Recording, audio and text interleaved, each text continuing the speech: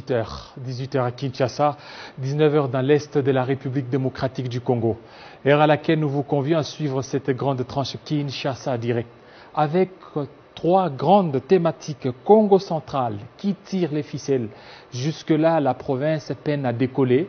Il y a deux camps qui sont en train de se jeter la balle. Il y a le camp Matousila ainsi que celui d'Atou Matoubouana. Pour en parler, Blaise Loufoua, qui est député provincial, on va essayer de brosser ce qui se passe au Congo central. RDC, 60 ans après, quel est l'état de ce qu'on appelle l'esprit public? L'esprit public avec Patrick Moulumba qui est acteur social. Et cette fois-ci, l'Église entre la politique et l'Évangile. Silas Mimile qui est docteur, responsable de l'Église Rama. Voilà tout pour les grandes thématiques de notre Kinshasa Direct de ce soir. Mais avant cela, nous avons Bédrine Kenge pour les grandes lignes. Bienvenue Bédrine. Merci. Les grandes lignes de l'actualité, c'est tout de suite.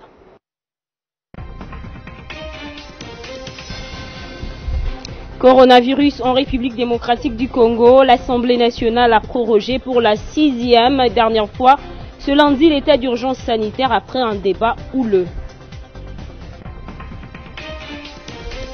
60 ans après son indépendance, la République démocratique du Congo a-t-elle encore besoin des discours incendiaires de certains leaders politiques, religieux ou de la société civile? Tentative de réponse dans l'édition du soir avec Josué Mouyumba. Plus rien ne sera comme avant désormais sur votre chaîne. Après son 10e anniversaire, Télé 50 change encore une fois de look et entre dans une nouvelle ère pour vous servir avec plus de professionnalisme et de passion. Ces titres et bien d'autres vous seront développés par Grace Salambo dans l'édition du soir. Mais entre-temps, ne nous quittez pas, restez avec nous. Kinshasa Direct se poursuit avec Jean-David Kilo. Voilà, merci à vous Bédrine Kenge pour cette prestation. Tout à l'heure, nous recevons déjà Blaise Loufoua pour parler des tireurs de ficelles au Congo central. Télé 50 à 10 ans. Près de 29 millions de foyers TV. Plus de 203 millions de téléspectateurs connectés chaque semaine. Plus de 870 correspondants à travers la République démocratique du Congo. Plus de 30 millions d'abonnés sur les réseaux sociaux. Télé 50, c'est plus de 20 000 journaux réalisés chaque année. 28 magazines hebdomadaires réalisés par la rédaction. Télé 50, à 10 ans, nous avons 10 ans. Télé 50 vous a servi durant 10 ans avec professionnalisme. En 10 ans, nous avons exploré le Congo-Kinshasa. Nous avons appris à aimer ce grand pays au cœur de l'Afrique. En défendant les institutions de la République, mais aussi vendre l'image positive de la RDC. Télé 50, c'est aussi l'actualité partout en RDC. 10 années après, on reste au top de l'information. 10 années d'excellence, 10 années d'information en temps réel, 10 années au cœur de l'actualité en République démocratique du Congo, dans le continent et dans le monde. 10 années et on est encore et toujours là. La discipline, la rigueur, la détermination, telles sont les caractéristiques qui nous ont été imprimées par un homme, Jean-Marie Kassamba. À 10 ans, nous avons apporté une grande ouverture sur le plan médiatique. Et même échangé.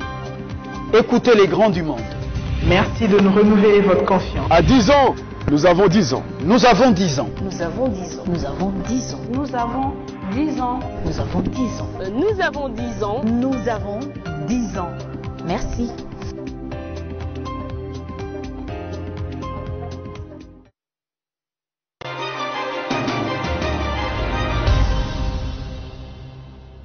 Voilà, merci la réalisation. Monsieur Blaise Loufoua, bienvenue Monsieur Blaise. Merci, monsieur le journaliste. Vous êtes toujours en chapeau. Vous pouvez enlever votre chapeau? Non, il n'y a pas de problème pour bien servir notre peuple. Voilà, merci beaucoup parce que vous êtes député national. Aujourd'hui, la question est celle de savoir qui tire les ficelles au niveau du Congo central. Le stade n'arrive pas à être bien construit. Pourquoi? Parce qu'il y a des guéguerres politiciennes. Tantôt c'est Atou Matubwana, tantôt c'est Matousila. Alors l'on se demande, est-ce qu'au Congo central, il y a véritablement des hommes d'État? Merci, M. David Kilolo, pour cette question pertinente. D'entrée de jeu, je vais recadrer pour dire que j'ai entendu qu'il y avait des camps, les camps de Matousila et les camps de Atou Matubwana. Moi, j'ai dit non. Il n'y a pas les camps de Atou Matubwana, il y a les camps des députés provinciaux légalistes. Qui sont légalistes? Par exemple, moi, Blaise Loufoua. Et vous soutenez, vous soutenez Matousila ou bien Atou Matubwana? Je ne soutiens ni Matousila ni Atou Matubwana, je soutiens l'état des droits. Je suis là pour le peuple né Congo. Et je suis du côté où riment les droits et les bons sens. Mais si réellement tu étais du côté des nés Congo, pourquoi ne pas fumer les calumets de la paix? Effectivement. Parce qu'aujourd'hui, c'est vous les politiciens qui êtes à la base de ce retard constaté au sein de la population où le décollage, la province n'arrive pas à décoller comme il se doit. Parce qu'il y a des guerres par-ci par-là. Oui, M. David, nous prenons conscience que cette guerre ne profite en rien à notre peuple, même pas à nous-mêmes. Il y a des manipulations. Mais j'étais en train de réfléchir religieusement pour comprendre d'où vient le mal. Mais voilà, après beaucoup de temps de réflexion, je comprends qu'à ce jour, le mal du Congo central s'appelle le président Matousila. C'est mon président, je l'aime bien. Mais je note qu'il pose des actes irresponsables, irréfléchis, et finalement, je me rends compte qu'il est devenu le diviseur commun des nés Congo, dans la mesure où Matousila lui-même, il a des problèmes avec ses propres députés. Ses propres députés qu'il a traité en justice comme il le veut. Ses propres députés. Ses propres députés. Ah, donc là-bas, chacun a ses députés, c'est ça? Non, c'est-à-dire, c'est lui le président. C'est notre père au niveau de l'Assemblée. Oui. C'est comme Janine Mabunda. C'est la présidente de l'Assemblée nationale. Chez nous, notre président, c'est Matousila, l'homme aux cheveux blancs, qui est censé être intelligent. Ça, je sais. Mais là, il divise les députés qui sont censés être sous sa direction. À telle enseigne, vous insinuez qu'il y a deux camps. Nous disons qu'il n'y a pas de camp. Nous savons qu'il y a un cas qui est parti à Bilolo, qui se sont soustraits de la légalité. Mais nous, comme nous sommes des légalistes, nous rimons les droits, nous rimons l'esprit de justice. Nous sommes restés à l'hémicycle. Et voilà que, par la sagesse, le gouverneur de province, ayant compris qu'il y a des légalistes, eh bien, il essaye de vouloir ramener les autres dans une même direction, alors que ça devait être le contraire. Mais lui, Matousila, est en train de soutenir les droits, ou l'état des droits, parce qu'il est derrière les décisions rendues par les juridictions. Ces décisions-là ont fait assez que Atou Matubwana soit mis en dehors, mais vous êtes en train de soutenir Atou Matubwana. Donc c'est vous qui n'êtes pas des légalistes. Non, écoutez, nous sommes des légalistes, dans la mesure où nous sommes là pour ne pas faire un apprentissage sur ces droits, comme le fait Matousila. Il est en train de balbutier. Comment il balbutie? Mais oui, mais quand vous allez saisir la Cour constitutionnelle pour interpréter une disposition constitutionnelle, qu'est-ce que vous voulez qu'on vous donne? C'est l'interprétation. Lui n'a pas eu suffisamment d'intelligence, suffisamment de compréhension des dispositions relatives aux prescriptions de l'article 147. Et on lui a dit, voilà ce que ça veut dire.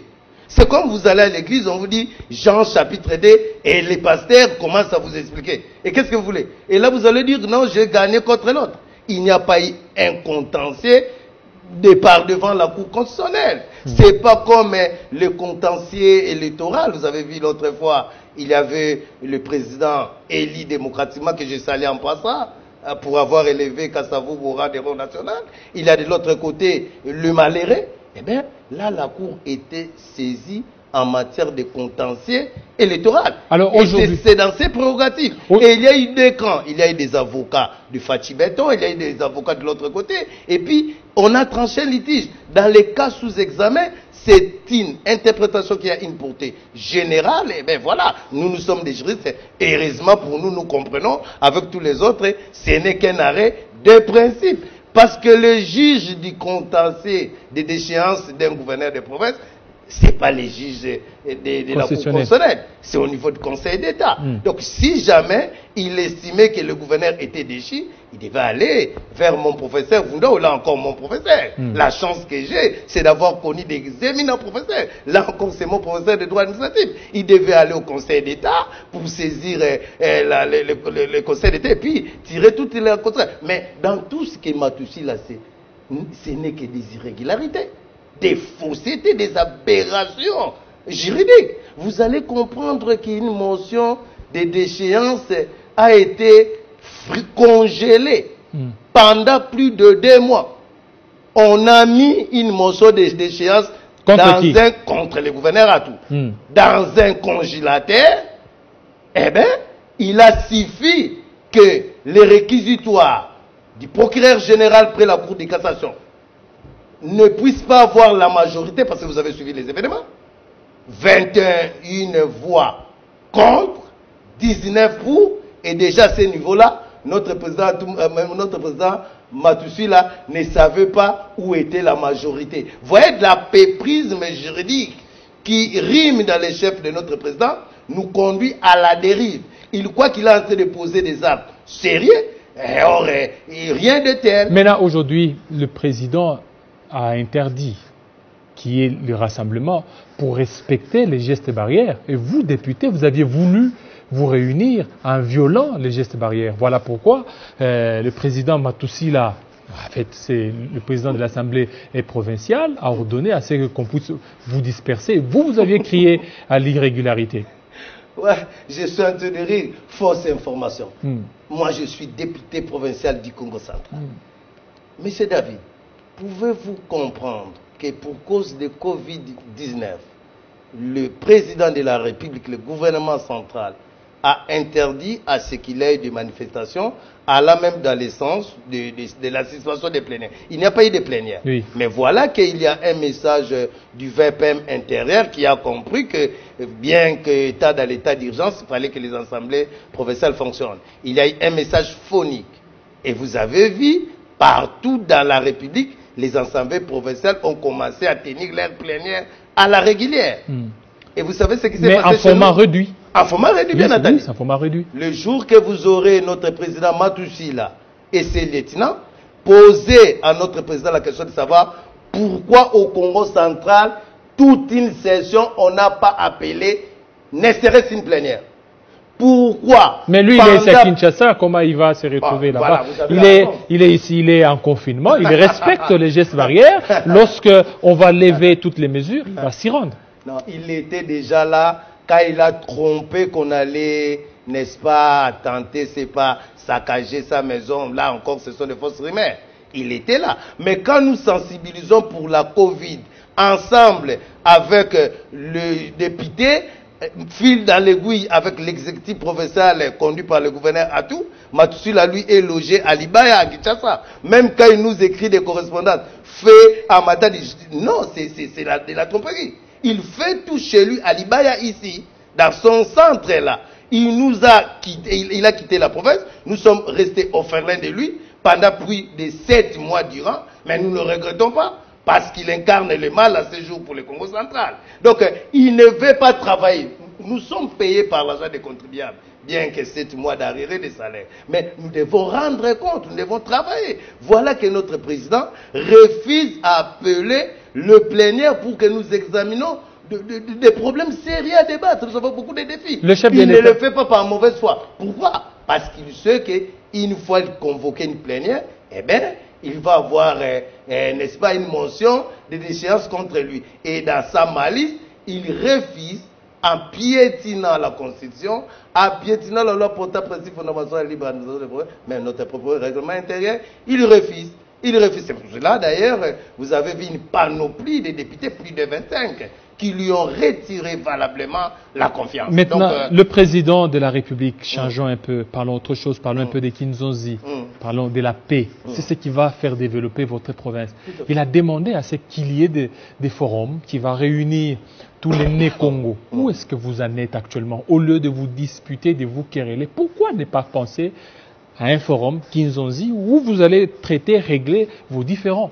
Je salue la sagesse du chef de l'État, son Excellence Félix Tshisekedi, qui, je pense, il doit avoir des arrière-parents du Congo. Lui, au moins, il a su que le valeur culturel du Congo central voudrait à ce qu'à chaque fois qu'il y a des problèmes, que les gens se réunissent autour d'une table. On appelle ça l'Ekinjonzi, l'arbre à palabre. Nous sommes les Makukumatatu, les Mikamibwale qui la commencent, contre la commencent. Généralement, quand il y a des problèmes chez nous, les sages viennent et tout le monde se met autour du feu en train de discuter, de trouver des solutions. C'est la sagesse que le président nous a conseillé. Heureusement pour nous, le gouverneur de province a compris, mais malheureusement, pendant qu'il allait mettre en exergue ces dialogues, où tous les Né-Congo seraient venus, le religieux. Vous imaginez que même Fumukimbangu, en Kamba, était prêt à venir. Les monseigneurs, l'évêque Cyprien Mbouka, Daniel Andoumaï, et les Né-Congo, les commerçants, et nous les politiques, et même la jeunesse, ils étaient prêts pour que nous soyons autour d'une table, parler de nos problèmes, trouver des solutions à nos problèmes, pour voir comment développer la province. Mais malheureusement, là encore, l'axe du mal, c'est Matusila. Il a refusé en confondant les personnes et les institutions. J'ai toujours dit à mon président, les hommes passent, les institutions restent.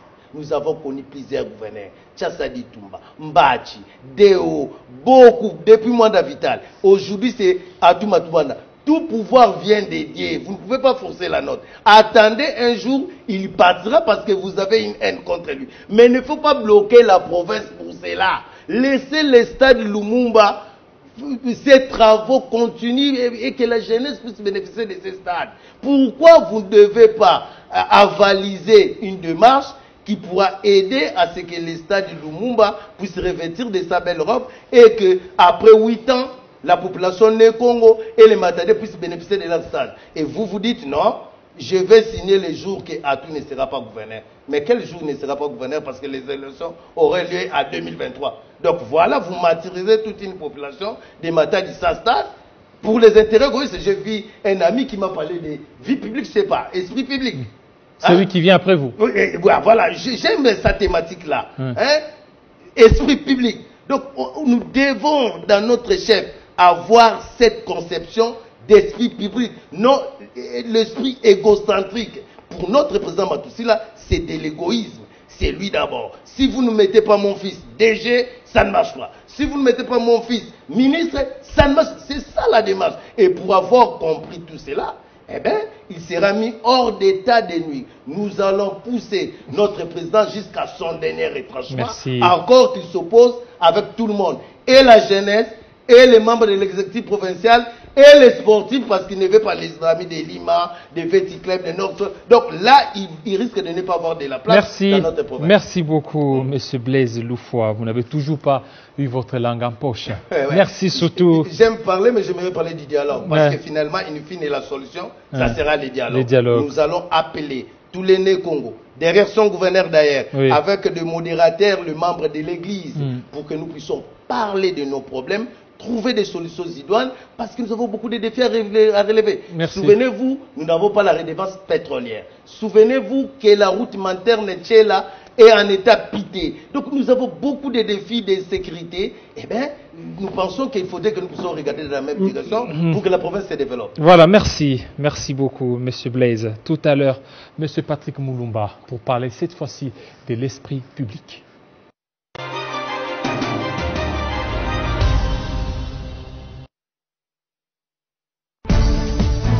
Télé 50 à 10 ans. Près de 29 millions de foyers TV. Plus de 203 millions de téléspectateurs connectés chaque semaine. Plus de 870 correspondants à travers la République démocratique du Congo. Plus de 30 millions d'abonnés sur les réseaux sociaux. Télé 50, c'est plus de 20 000 journaux réalisés chaque année. 28 magazines hebdomadaires réalisés par la rédaction. Télé 50, à 10 ans, nous avons 10 ans.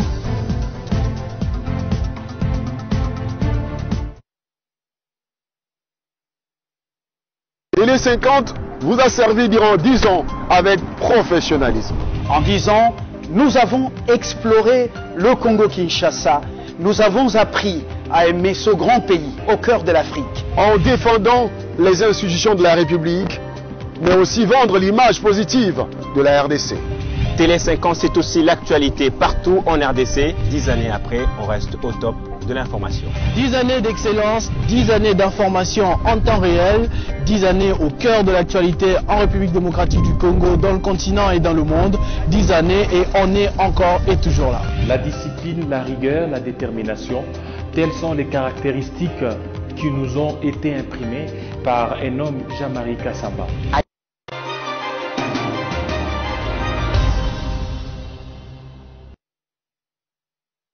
60 ans après l'indépendance, la République démocratique du Congo, où en est-on avec l'esprit public? Où en est-on avec l'esprit, avec État-nation? Pour en parler, Patrick Moulumba, acteur social. Bienvenue, M. Patrick. Merci beaucoup, M. le journaliste. Voilà, on voit, vous avez même porté une chemise esprit public, citoyen pour la République. Engagement citoyen. Voilà, engagement citoyen pour la République. Qu'est-ce que vous aviez voulu nous apprendre par ça? Oui, merci beaucoup pour la question, monsieur le journaliste. Justement, l'esprit public, engagement citoyen pour la République, est une réponse à un besoin. À un besoin qui se fait constater justement après 60 ans d'existence en tant qu'État de la République démocratique du Congo, notre pays. Un constat très malheureux du fait que pendant ces 60 ans, le pays n'a fait que piétiner. Nous sommes dans une situation presque indescriptible, situation de manière générale, le Congo n'avance pas. Pour cause, ce que nous avons constaté, le problème c'est que le Congo est foncièrement dans une attitude qui ne favorise pas justement à ce qu'il y ait développement dans notre pays. Et cette attitude-là, c'est caractérisé par l'égoïsme. L'égoïsme, l'esprit privé que le Congolais affiche, les Congolais de toujours, les Congolais dans son ensemble, qu'il soit politique, qu'il soit citoyen simple, qu'il soit religieux, qu'il soit qui vous voulez, il est caractérisé par l'esprit privé. Et voilà pourquoi nous avons voulu donner réponse à ces besoins-là, de changer les choses, de pouvoir présenter une autre recette de mentalité pour justement révolutionner l'esprit du Congolais pour le bien de tout le monde. Voilà, et pour le bien de tout le monde, vous parlez de l'esprit public. Aujourd'hui, ce qui fait que tout ce qui se passe par rapport aux escalades verbales en RDC dans la classe politique, c'est comme si cet esprit-là fait défaut. En effet, l'esprit fait grandement défaut puisque les Congolais pensent soi, les Congolais pensent égo, les Congolais pensent d'abord lui-même au lieu de penser république, au lieu de penser tout le monde, au lieu de penser l'intérêt général. C'est cette attitude-là irresponsable qui nous a caractérisé 60 ans durant. C'est ce qui, justement, fait en sorte que le Congo ne marche pas toujours. Mais est-ce que devrions-nous continuer sur cette lancée-là? Ou devrions-nous, à un certain moment, puisque nous venions de célébrer nos 60e anniversaire en tant qu'État, nous avons pensé que le moment était propice pour que justement nous posons les bornes qui vont symboliser justement l'arrêt contre l'attitude individualiste qui a fait reculer le Congo pour justement se lancer dans une nouvelle dynamique, dans une nouvelle mentalité, dans une nouvelle culture, dans une nouvelle philosophie de vivre ensemble, pour que justement le développement ou le progrès soit intégral pour tout le monde, pour le bonheur de maintenant, tout le monde. qu'est-ce que vous faites pour intérioriser cette campagne? C'est déjà une campagne, l'esprit public, vous devez certainement lancer et que les gens, les Congolais doivent s'imprégner de ça. Et vous, pratiquement, vous faites quoi pour que cet esprit soit intériorisé dans les chefs des Congolais? Oui, justement, la campagne a été lancée le 7 juin de cette même année, au cours de laquelle nous avons donné les grandes lignes, mais également nous avons invité, puisque c'est un travail gigantesque qui ne saurait être mené par quelques 3, 4, 5 individus. Il faut que le Congolais s'en approprie justement. Et d'ailleurs, je profite de l'occasion pour lancer un appel solennel à tout le monde, y compris les médias, pour que vous nous accompagniez dans cette campagne pour justement travailler pour l'émergence d'une nouvelle mentalité, d'une nouvelle culture pour que le Congo finalement puisse décoller. Le souci, c'est que le Congo doit décoller. Mais le Congo doit décoller avec quelle mentalité, avec quel type de Congolais. Tout à l'heure, vous venez d'écouter ce qui se passe au niveau du Congo central. Le député provincial a fait mention justement de ce qui est à la base.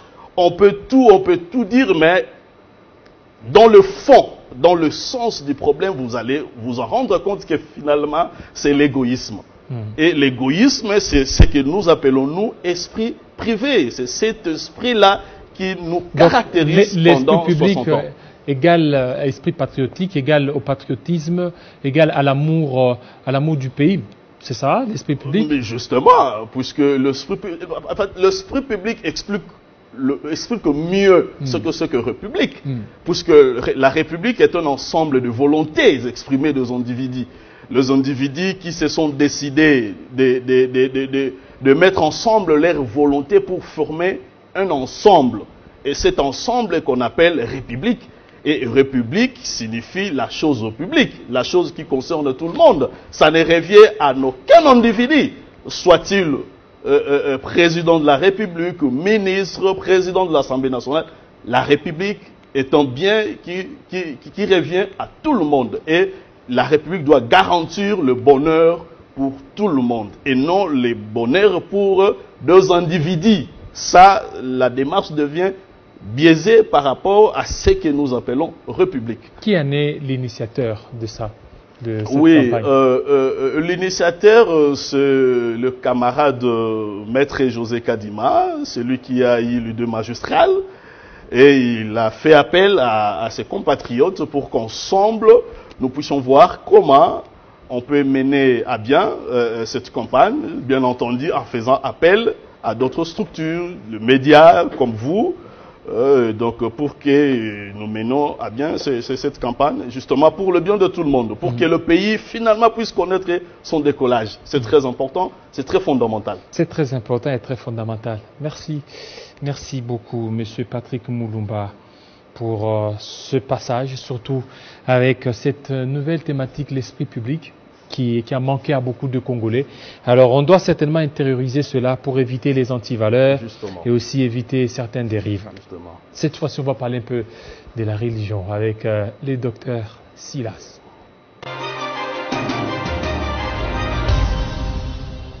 Et les 50 vous a servi durant 10 ans avec professionnalisme.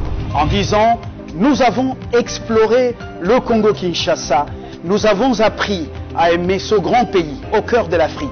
En défendant les institutions de la République, mais aussi vendre l'image positive de la RDC. Télé 5 ans, c'est aussi l'actualité partout en RDC. 10 années après, on reste au top de l'information. 10 années d'excellence, 10 années d'information en temps réel, 10 années au cœur de l'actualité en République démocratique du Congo, dans le continent et dans le monde. 10 années et on est encore et toujours là. La discipline, la rigueur, la détermination, telles sont les caractéristiques qui nous ont été imprimées par un homme, Jean-Marie Kassamba. À 10 ans, nous avons apporté une grande ouverture sur le plan médiatique. Et même échangé. Écoutez les grands du monde. Merci de nous renouveler votre confiance. À 10 ans, nous avons 10 ans. Nous avons 10 ans. Nous avons 10 ans. Nous avons 10 ans. Nous avons 10 ans. Nous avons 10 ans. Nous avons 10 ans. Nous avons 10 ans. Merci.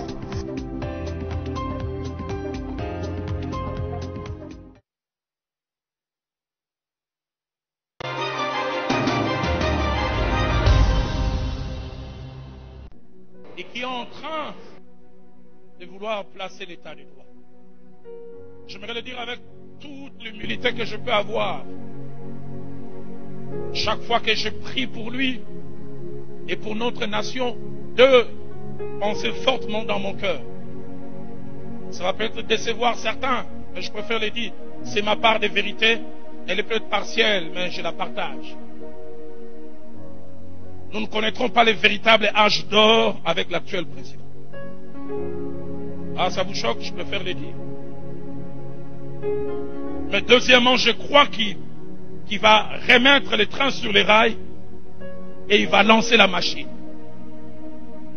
Ce matin, ce jour de ses 70 ans, 60 ans, je précède tellement ça vient dans ma tête. Dieu me dit, l'âge d'or commencera avec celui qui viendra après l'actuel président, mais atteindra son point culminant au président qui viendra après lui. Il me dit, l'Esprit de Dieu m'a dit, Roland, prends rendez-vous. L'actuel président va-t-il rester après 2023? Seul Dieu sait. S'il a un deuxième mandat, peut-être qu'il ira jusqu'à 2028. Mais après 2028, vous verrez ce que Dieu commencera à faire. Il va relancer la machine, et je le crois fermement. Ce qui est sa bataille aujourd'hui, l'état des droits, la justice.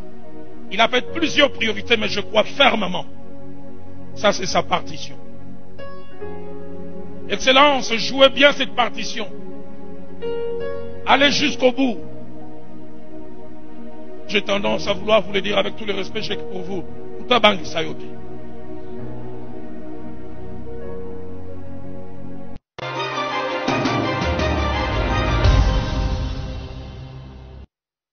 Cette vidéo a fait réagir plusieurs chrétiens, jusqu'à diviser certains leaders politiques, leaders chrétiens, ceux qui soutiennent le pasteur Roland Dallot et ceux qui sont allés contre le pasteur Roland Dallot. Nous avions vu le pasteur, le prophète Joël Francis Tatou défendre le pasteur Roland Dallot. Et on a vu encore notre pasteur Mukendi du Canada, c'est un Congolais mais qui vit au Canada, mais lui, il est allé, c'est-à-dire qu'il n'a pas apprécié la prophétie du pasteur Roland Dallot. Alors on va parler ce soir avec l'homme de Dieu, l'Église, la politique, la prophétie. Bienvenue, docteur. Merci Jean-David, merci pour l'invitation. Merci à vous, surtout la promptitude avec laquelle vous aviez répondu à notre invitation. Je vous en prie. On vous a raté les vendredis passés matin, oui. Alors on a voulu vous récupérer ce soir. Voilà, on est là. Voilà, vous avez suivi la prophétie. J'ai suivi. Est-ce qu'il fallait le dire en plein air, en public comme ça? Ben écoutez, d'entrée de jeu, j'aimerais qu'il faudrait fixer les choses. D'abord, on ne peut pas dissocier le messager de son message. Le pasteur Roland Dallot, c'est quelqu'un que je connais personnellement, un homme de Dieu pour qui j'ai beaucoup d'admiration et à qui je témoigne beaucoup de révérence. C'est parmi les colonnes de l'Église au Congo, mais aussi qui, à travers le monde, fait un grand travail, de par son message, mais aussi de par la qualité de vie dont il fait, qui sert de modèle pour plusieurs. Et ici, il faudrait prendre les choses dans leur contexte. Il s'agit d'un message prophétique. Ça fait très mal aujourd'hui de constater les déchirements qu'il y a, tant au niveau dans l'opinion politique que dans l'opinion chrétienne. Et je pense ici, monsieur David, il faudrait comprendre que pour un homme de ce calibre, pour un homme de Dieu aussi expérimenté, pour un homme de Dieu qui ne s'hasarde pas à faire des déclarations publiques, s'il le fait, j'estime qu'il croit qu'il fallait le faire. Donc je pense qu'il pense, et permettez la tautologie, il croit que cela était opportun. Donc ça ne serait pas à moi aujourd'hui de dire s'il y avait opportunité ou pas, parce qu'il me semble que le messager, le pasteur, le très révérend pasteur Roland Dallot, en faisant ce message, a voulu faire entendre une voix qu'il croit être la voix de Dieu. Une voix qui devait être entendue par l'Église, mais aussi par la nation. Parce que le contenu du message touche à l'avenir de notre nation. Ça, c'est une chose. Mais aussi, il faudrait dire que dans la Bible, il n'est pas permis à un kéroux Kéroux, c'est-à-dire Kéroux, c'est-à-dire à l'époque de l'Empire romain, les Kéroux étaient le porte-voix de l'empereur, des personnes qui faisaient la ronde de la cité pour annoncer au roi, au peuple, ce que le roi pensait. Et les Kéroux jouaient quelque part le rôle que jouent les prophètes, parce que le prophète n'est que porte-parole de la voix qu'il entend de Dieu, et pour l'annoncer au peuple de Dieu, et aujourd'hui à l'église ou à la nation que nous sommes. Il est interdit à un Kéroux de débattre sur le contenu de son message. Sinon, ce message n'émane plus de Dieu, ce message serait quelque chose qu'il a fomenté par lui-même. Or, dans ce message, l'homme de Dieu ne cesse de dire que Dieu lui a dit. Dieu lui a dit. Donc, à ce stade ici, au lieu d'en débattre, au lieu de laisser ces messages créer un clivage dans l'opinion publique, comme dans l'opinion chrétienne, comme dans l'opinion politique, je pense que ceux qui sont initiés aux choses de Dieu, ceux qui sont initiés à la manière dont se font les choses de Dieu dans l'Église comme dans une nation, devaient simplement comprendre que de Genèse à l'Apocalypse, plus d'une fois Dieu a eu à s'adresser au roi, aux nations et à son peuple par la voix des prophètes. Mais il faut aussi signaler ici qu'une prophétie en soi n'est pas une fatalité. Donc cette prophétie, malheureusement pour ceux qui l'ont très mal compris et qui aujourd'hui s'acharnent contre l'homme de Dieu, le très révérend Roland Dallot, ces personnes devraient plutôt pas seulement consulter la prophétie qui est dite, mais aussi consulter les Saintes Écritures. Parce qu'en soi, une prophétie n'est pas une fatalité. Elle peut arriver comme elle ne peut pas arriver. La prophétie n'est pas une condamnation de l'avenir. La prophétie ne condamne pas le Congo dans les 8 prochaines années. La prophétie ici plutôt nous interpelle. Nous interpelle pour commencer à nous adapter aux choses qui pourraient venir si nous continuons à être ce que nous sommes et nous continuons à faire ce que nous faisons aujourd'hui. Je vous donne des exemples, des illustrations. Dans la Bible, il y a eu un roi, le roi Pharaon de l'Égypte, qui en une nuit a fait 2 rêves. Et il a jugé que ces 2 rêves étaient tellement significatifs qu'il a convoqué toute sa cour pour demander une explication, une interprétation à ces rêves. Lorsque Joseph, fils de Jacob, se présente devant lui, il commencera par dire à Pharaon que le rêve que vous avez fait est un rêve pertinent. Et si vous l'avez fait 2 fois, c'est pour vous dire que ces rêves, l'Éternel s'est décidé que ces rêves arriveront. On croirait que ces rêves étaient irréfutables, l'accomplissement de ces rêves serait quelque chose d'inévitable. Mais lorsque vous lisez la Bible, les rêves disaient qu'il y aura 7 années d'abondance et 7 années de sécheresse. Ce sont les 7 années de sécheresse qui faisaient plus peur au pharaon de l'Égypte.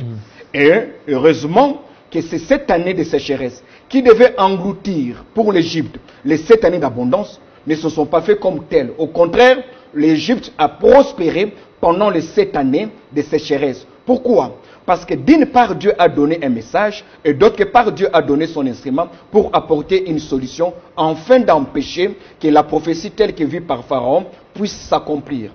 Tout ce que Dieu dit n'est pas forcément la volonté primaire de Dieu. La parole de Dieu peut être un avertissement. Joseph a donné au Pharaon une intelligence, une sagesse. C'est d'ailleurs la raison pour laquelle Pharaon va le nommer Premier ministre. Parce que Joseph a dit, au lieu de laisser les 7 années d'abondance passer comme les autres années, maximisons nos ressources, maximisons notre intelligence, faisons de ces 7 années d'abondance des années pour l'investissement et pour l'épargne. De telle manière à ce que lorsque les 7 années de sécheresse arriveront, que nous ne puissions pas les sentir et que nous ne puissions pas vivre l'impact. Ça, c'est la première des choses. Deuxième des choses, lorsque vous lisez l'histoire entre les fils d'Isaac, Jacob et Ésaü, Isaac a béni Jacob. Ésaü n'a pas été béni. En lieu et place d'être béni, Ésaü a été maudit par son père. Il a même été condamné à être l'esclave de son père. Mais à la fin de sa prophétie, il y a une brèche. Isaac a dit, en errant ça et là, tu te détacheras de la domination de ton frère. Quelques années plus tard, lorsque Jacob rencontrera son frère Ésaü, tenant compte de la prophétie, Ésaü devait être plus misérable que Jacob, parce que la prophétie avait dit que Ésaü sera l'esclave et dépendra de Jacob. Mais lorsque Jacob lui pose la question, est-ce que tu veux prendre une partie des biens que j'ai? Parce que Jacob se réfère à la prophétie qu'il a reçue de son père. Quelle est la réponse d'Ésaü? Ésaü lui dit, j'en ai pas besoin parce que je suis dans l'abondance. D'où vient l'abondance d'Ésaü? L'abondance d'Ésaü vient du fait qu'Ésaü avait compris. Si la prophétie m'a condamné, je me battrai. Je remuerai ciel et terre pour que je ne sois pas dépendant de mon frère et que je ne sois pas esclave de mon frère. Cela est arrivé. Alors maintenant, pourquoi il y a des divisions? Mais justement, parce qu'une prophétie, lorsqu'elle vient, elle doit certainement réunir. Mais en plus, on voit les pasteurs, ce sont des leaders d'opinion. Le pasteur Mukendi Paul Mukendi, du Canada, donc lui il est contre cette prophétie, il est contre, donc il a pris des propos un peu durs. Et Francis Joël, lui, il va s'attaquer au pasteur Mukendi. La cause, c'est cette prophétie. Je me suis imposé une discipline depuis plusieurs années de ne pas parler des individus. Je suis défenseur de valeurs, des principes et des règles. Ici, je parle de comment est-ce que fonctionnent les prophéties. Et surtout en ce qui concerne une nation. Ce qui me cœur aussi, c'est de voir qu'on fasse de ces prophéties un sujet à débat. Parce qu'une nation ne se développe pas sur base de prophéties, mais une nation se développe sur base d'un programme intelligemment élaboré. Un programme animé par des hommes compétents, par des hommes animés d'un esprit patriotique. On peut avoir autant de prophéties, même des prophéties qui annonceraient des bonnes choses, des prophéties qui annonceraient une prospérité. Mais aussi longtemps que notre leadership ne mettra pas en place un programme intelligemment élaboré, animé par des hommes totalement incompétents, des hommes suréquipés, des tatillons, des personnes assez compétentes pour faire bouger les lignes et faire avancer la nation vers le développement, les prophéties ne nous conduiront pas vers ces bons ports que nous espérons. Il n'y a aucun pays au monde qui s'est développé simplement parce que Dieu a prophétisé son bonheur. Les bonheurs prophétisés sur ce pays et qui ont vu ces bonheurs s'accomplir ont été accompagnés par des actions intelligentes menées et posées par les habitants de ces pays et en tête un leadership cohérent, un leadership visionnaire. Si aujourd'hui il y a des débats autour de la prophétie, c'est simplement parce que nous sommes tellement attentifs à ce que Dieu va faire pour nous que nous n'évaluons pas ce que nous devons faire au nom de Dieu pour notre nation. Parce qu'il faudrait comprendre que Dieu n'est pas celui qui tient les manettes du développement d'une nation, même pas la nation d'Israël. Si Israël est ce qu'il est aujourd'hui, en dépit de toutes les prophéties qu'il y a dans la Bible, c'est parce que la nation d'Israël bénéficie d'un leadership intelligent, un leadership visionnaire, un leadership capable d'appeler la masse populaire à investir, à s'investir et à mettre la main dans la pâte pour que les choses aillent de l'avant. Je pense qu'aujourd'hui, on ne devait pas débattre sur ce que Dieu dit, mais nous devons plutôt débattre sur ce que nous pensons de ce que Dieu nous a donné. La plus grande prophétie que Dieu attend de nous, c'est de prendre les richesses qu'il y a sous notre sol et de les placer sur notre sol. La plus grande réalisation que Dieu attend de nous, ce ne sont pas des débats sur qui a dit quoi, qui a dit quoi. Rappelez-vous, aujourd'hui on va en débattre sur la prophétie de mon très révérend le pasteur Roland Dallot, pour qui j'ai beaucoup d'admiration et à qui je témoigne beaucoup de références. Il y a quelques années, on parlait de la fameuse prophétie de Kimbangu. Ce n'est pas le 3e, c'est le 4e président, c'est le 5e président. Ce sont des distractions. Il faudrait que l'on comprenne. Pour que la Corée du Sud soit ce qu'elle est aujourd'hui, elle n'a pas eu besoin de prophéties. Pour que l'Amérique soit ce qu'elle est aujourd'hui, elle n'a pas eu besoin de prophéties. Je ne dis pas que nous n'avons pas besoin de prophéties, mais nous ne devons pas croire que les prophéties à elles seules sont des machines de développement. Nous ne devons pas croire que les prophéties à elles seules sont des bâtons magiques que Dieu va frapper sur les os et pour voir du coup des immeubles et des infrastructures se mettre en place. Si nous voulons nous développer avec ou sans prophétie, soyons rigoureux dans la qualité des actions que nous menons au niveau de notre pays, par la qualité des hommes que nous choisissons pour diriger nos institutions, mais aussi par la rigueur que nous apportons dans les messages que nous prêchons tous les dimanches au peuple congolais. Le travail, c'est la plus grande prophétie qui développe une nation. On peut ne pas prophétiser. Et quand le pasteur dit que nous atteindrons l'âge d'or, après le président Félix, écoutez, je ne comprends pas pourquoi est-ce qu'on veut tirer à boulet rouge sur l'homme dédié. Il n'y a aucun chef d'État aujourd'hui qui peut prétendre, avec tous ces retards que nous avons accumulés, qu'à lui seul, il peut développer ces pays. Et l'homme de Dieu a bien dit dans sa prophétie que celui-ci doit jouer sa partition.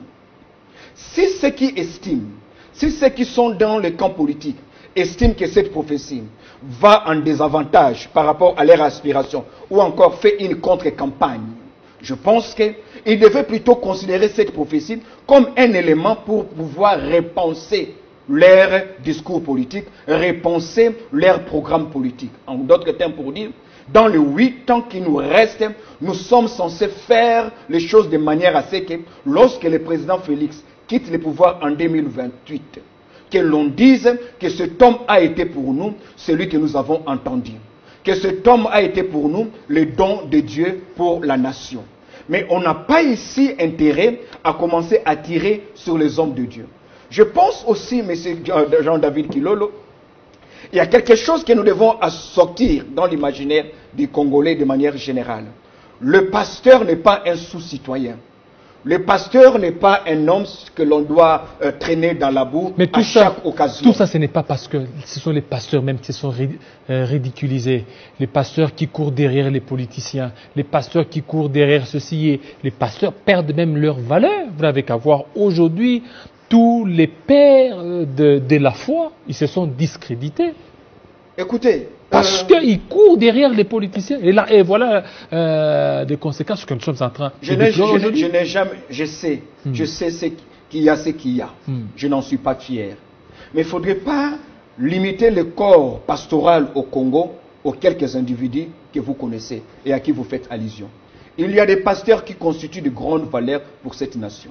Diplômés d'université, des hommes jouissant d'une moralité référentielle, des gens équilibrés, des gens bien structurés dans leurs actions, mais aussi dans leurs actes, dans leurs paroles.